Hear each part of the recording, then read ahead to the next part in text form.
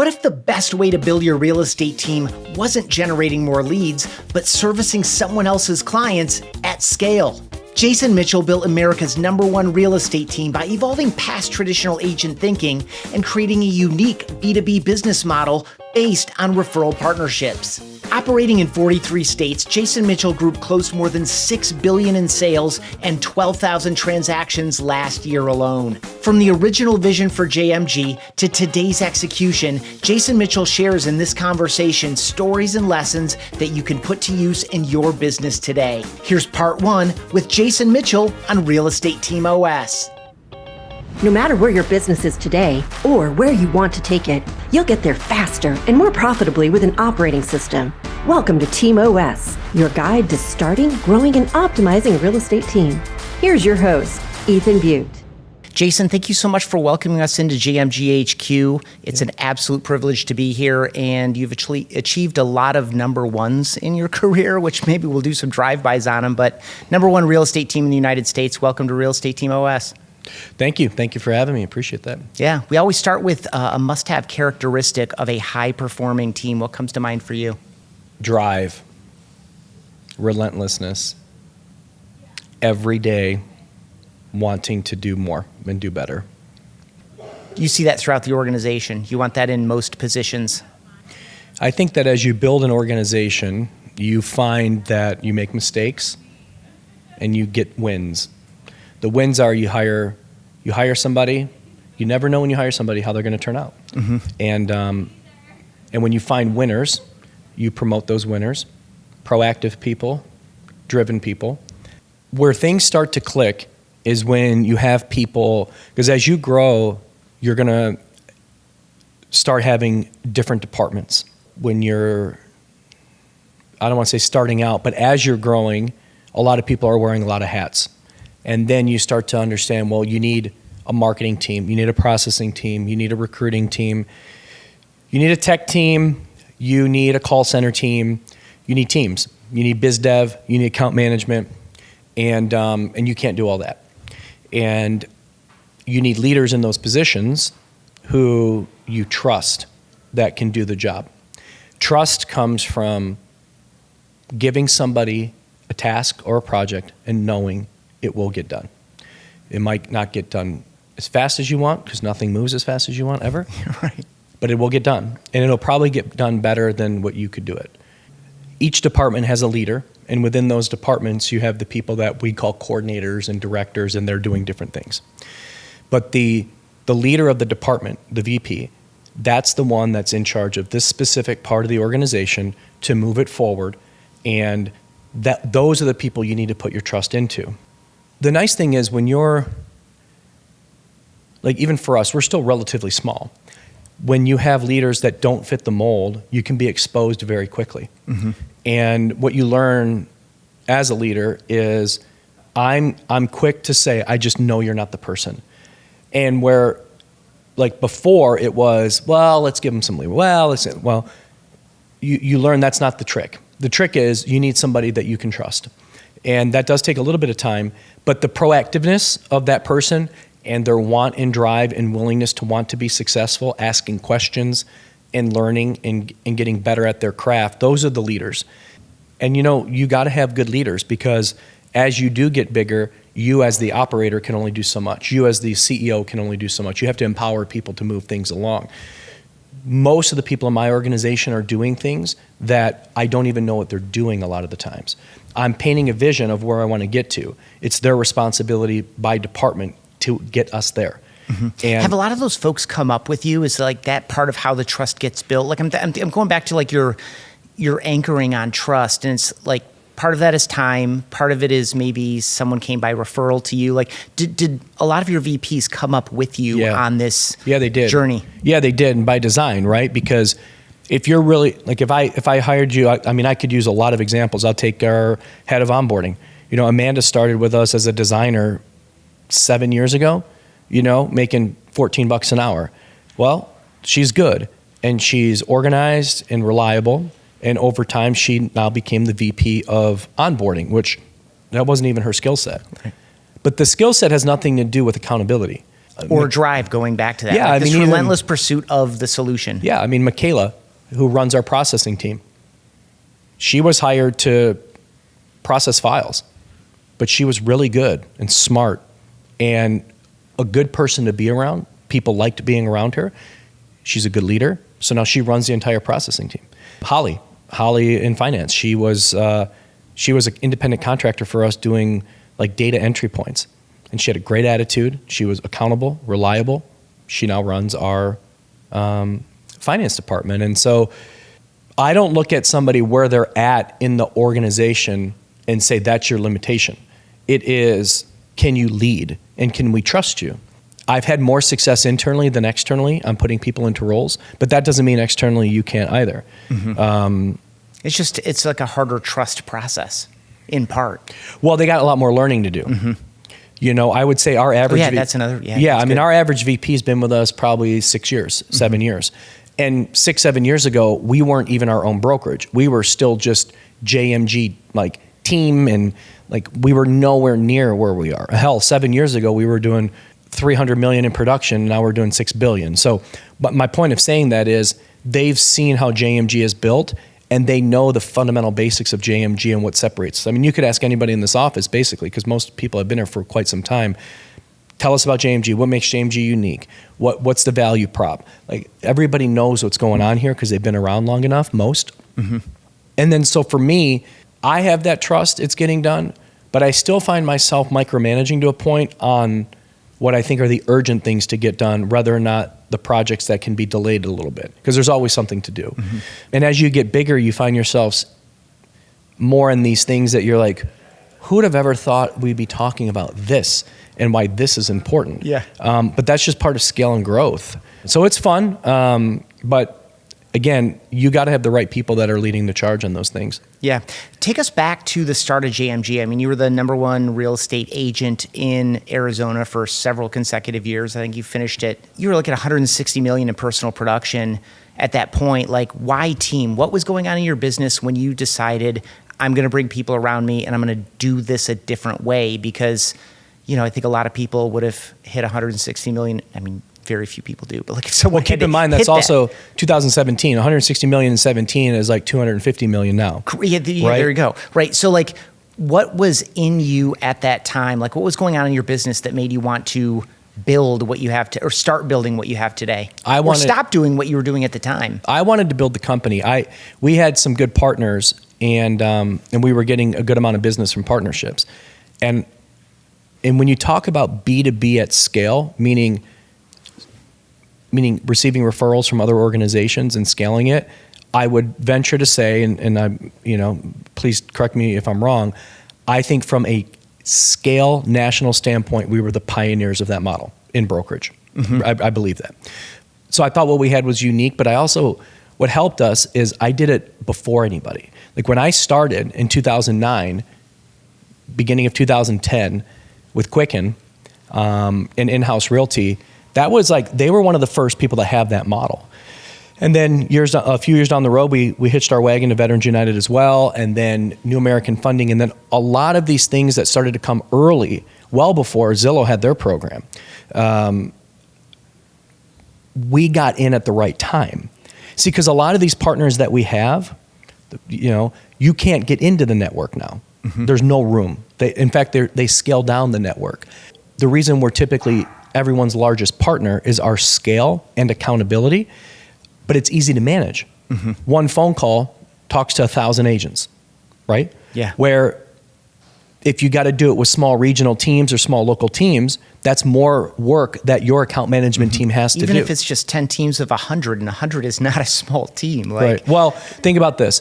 If you have the scale of a JMG versus all these local performing individual agents or small teams that you have to track and monitor and do all these things, you would argue that as long as the scale team that's the easiest to manage because it's one phone call for 1,000 people, even if their conversion was slightly lower than all of the local teams combined, I'd still rather take the less headache, right? And so we find ourselves in a position where we're typically pretty good at performance, but we we create this scale to where it's so easy to manage if you turn over the keys in a lot of the markets to what we do, because one, we know what we're doing.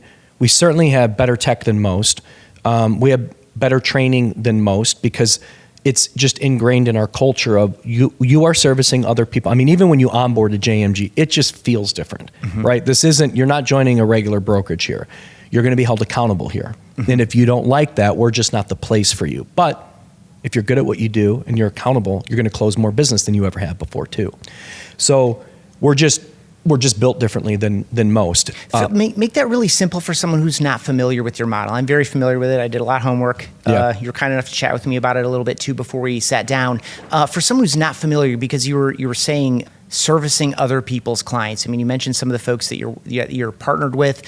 For someone who is unfamiliar, just give us 2 minutes on it, just so that everyone, because it's going to. So here's what I noticed. Going back to your initial question of why did you do what you did? Why not just stay in the field, make your $4 or $5 million a year, have an easier life, right? I asked myself that question. Yeah. No. Yeah.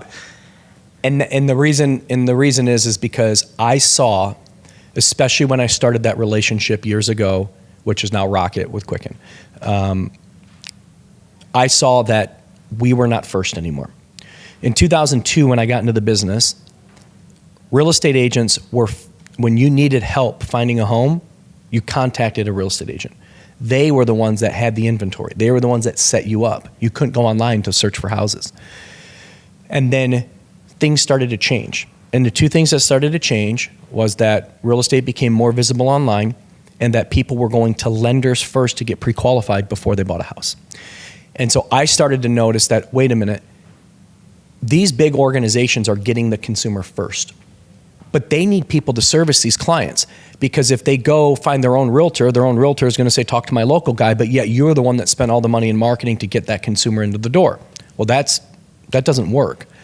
And so the whole basis of all of this is we're spending the money, we got the eyeballs, we got the digital apps, we got all these things.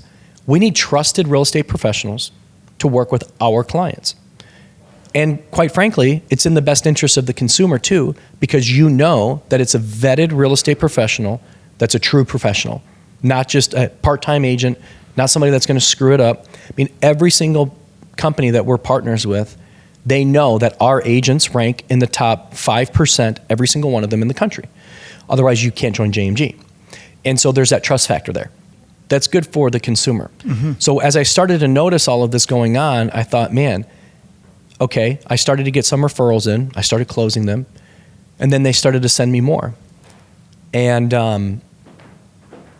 I started giving those referrals to what would be my first buyer's agent, who still works for me, by the way.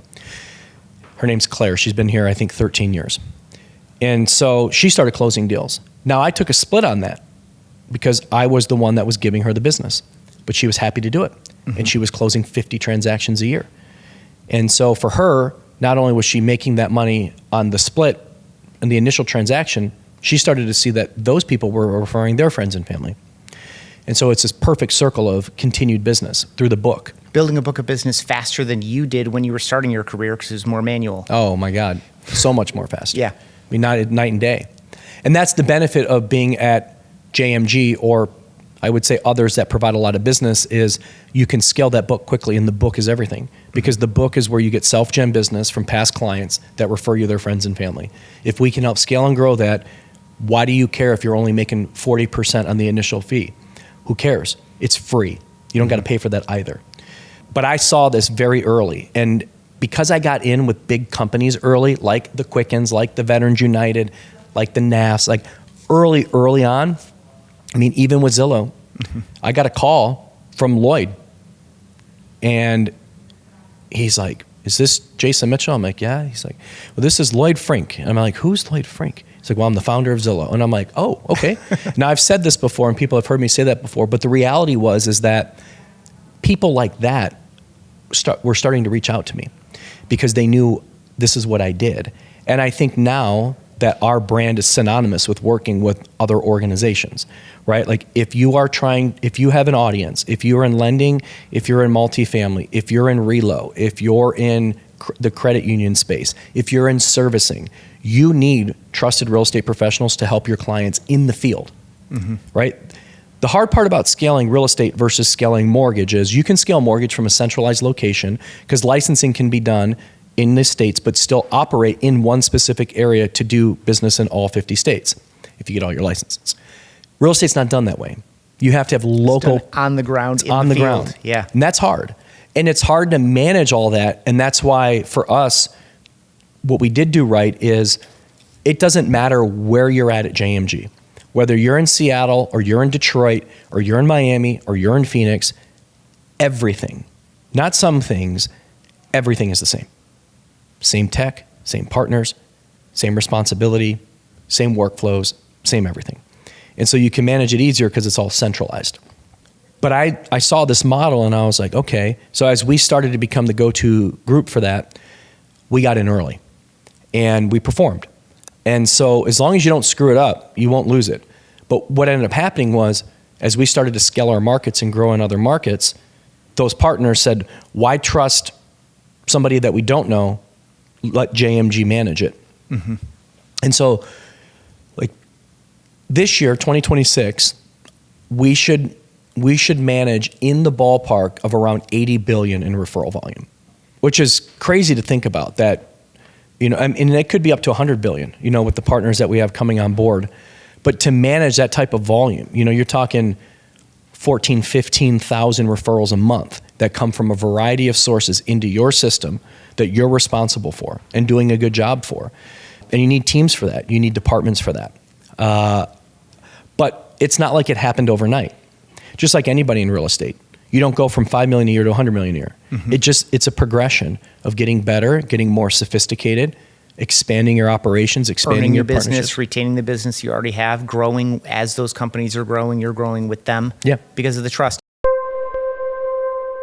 Hey, I hope you're enjoying this conversation with Jason Mitchell. We'll get right back to it in just a moment, but I wanted to give you 2 quick reminders. First, part 2 of this conversation is our next episode, episode 105. In it, you'll learn when, why, and how Jason left sales production, how your role changes, and how you can be successful when you become a leader and operator. Common and costly mistakes that team leaders and expansion teams tend to make. Keys to retaining your best agents, and other topics. Also, we've made a companion episode to episodes 104 and 105. It is a subscriber-only episode of Real Estate Team OS. In it, Jason speaks to agent branding, client engagement, the Bible of the business, and more.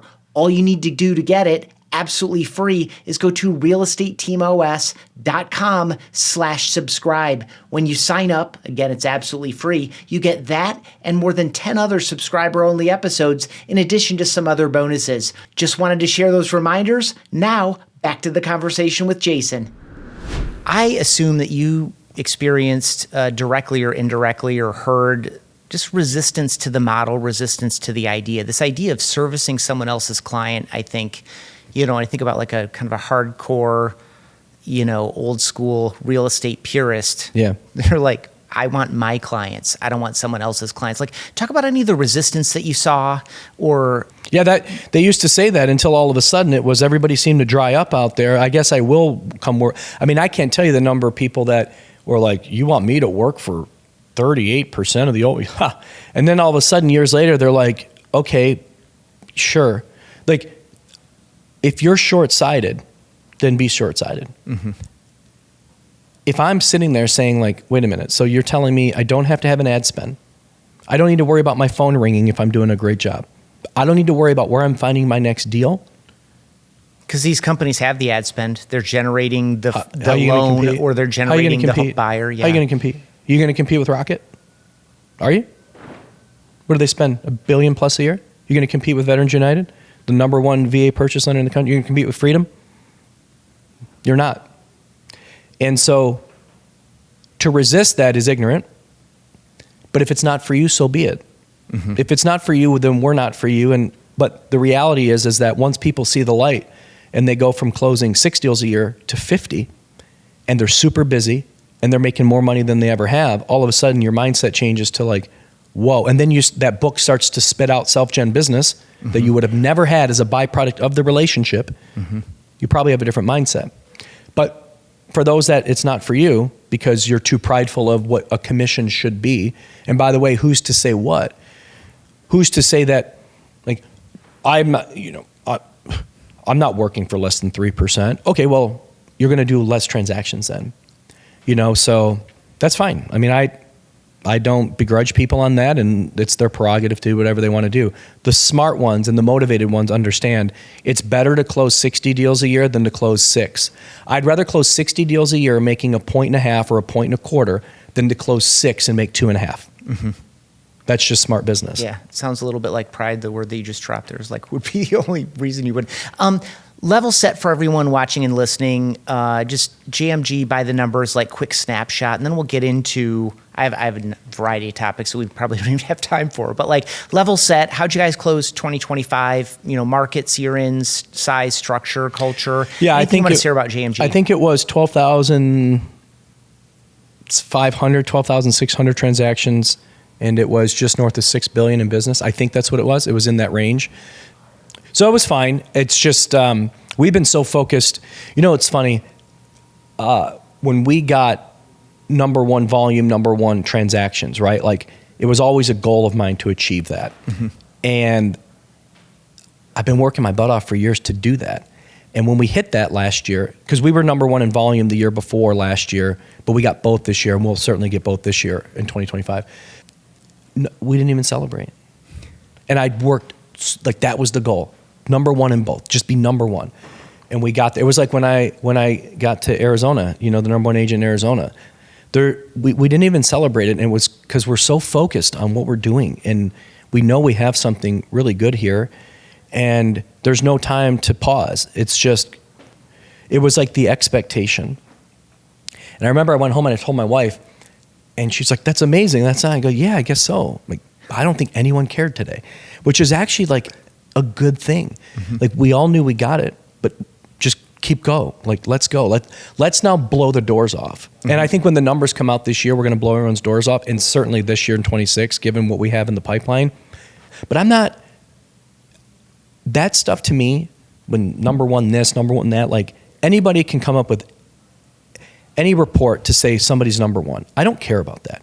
The only thing I care about is that we internally know that we're going to grow and win and do more and service more. That's all that matters to me.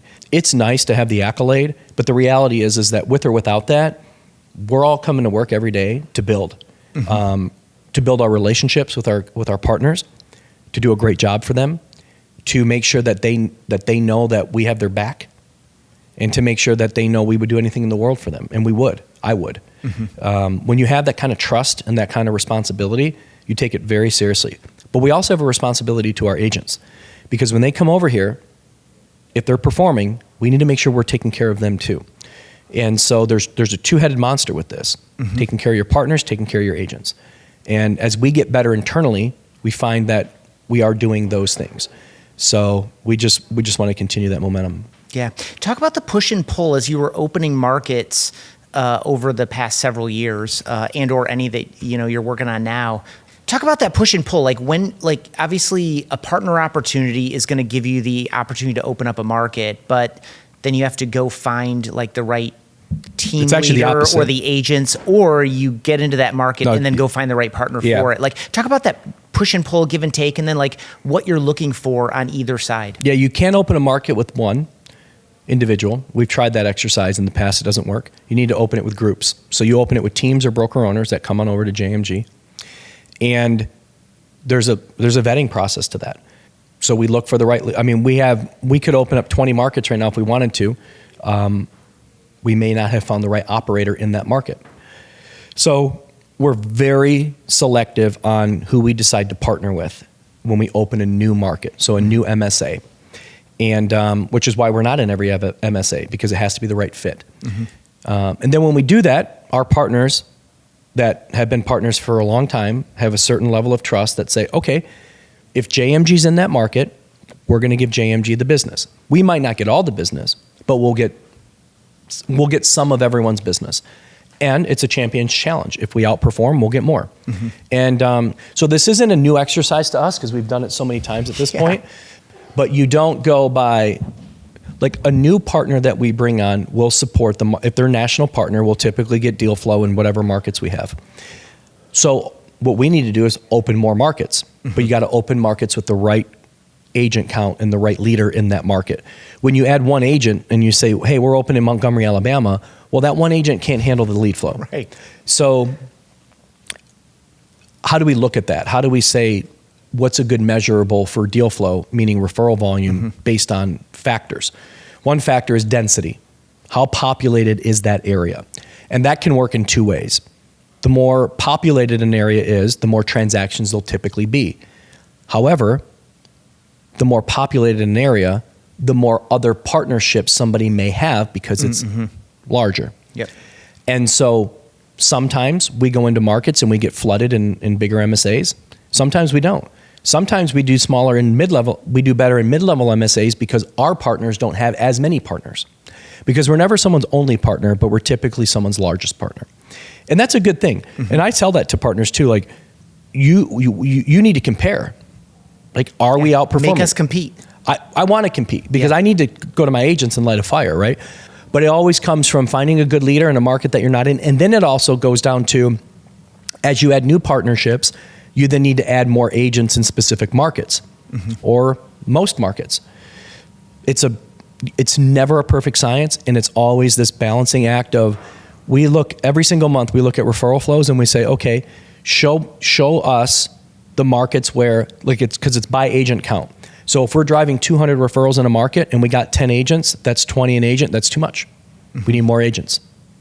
If it's 4 per agent, we need more deal flow. So you're just looking at different markets and saying, here we need X and here we need Y. And that's what the operations team does in mission control, which is a unique department, and in account management.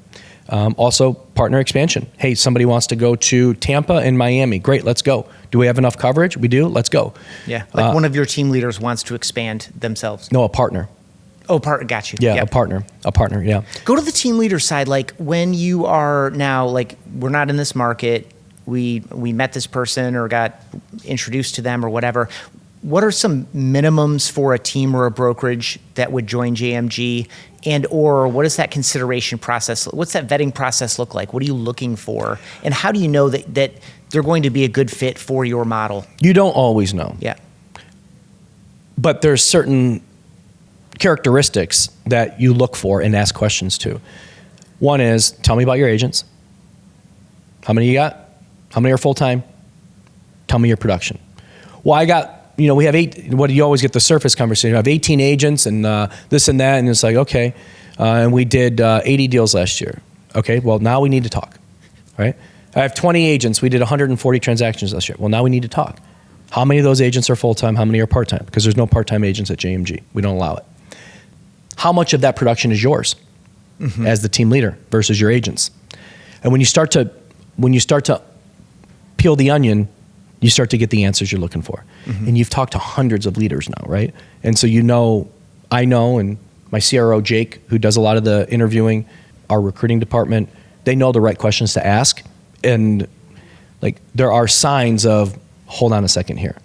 And we don't go into those situations. We look for the right fit on paper that, okay, you got 12 full-time agents. They're averaging 8 transactions per agent per year. You have these tools and systems in place. You produce as a team leader, or you don't. That's fine. Are you the broker? Are you a broker? No, yes or no. Do we need a broker in that state if we're not in that state? And how do we do that? We like to do that internally. So we like to have our brokers be broker of records for multiple states. But if they are, all the better, because they have an extra comp plan for that. Are you used to working referrals? And if so, which ones?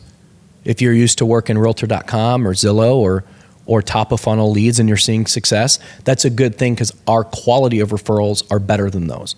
Not saying anything against them, meaning like obviously I'm partners with Zillow, I don't mean it like that, but like a lot of our stuff is pre-qualified lender stuff.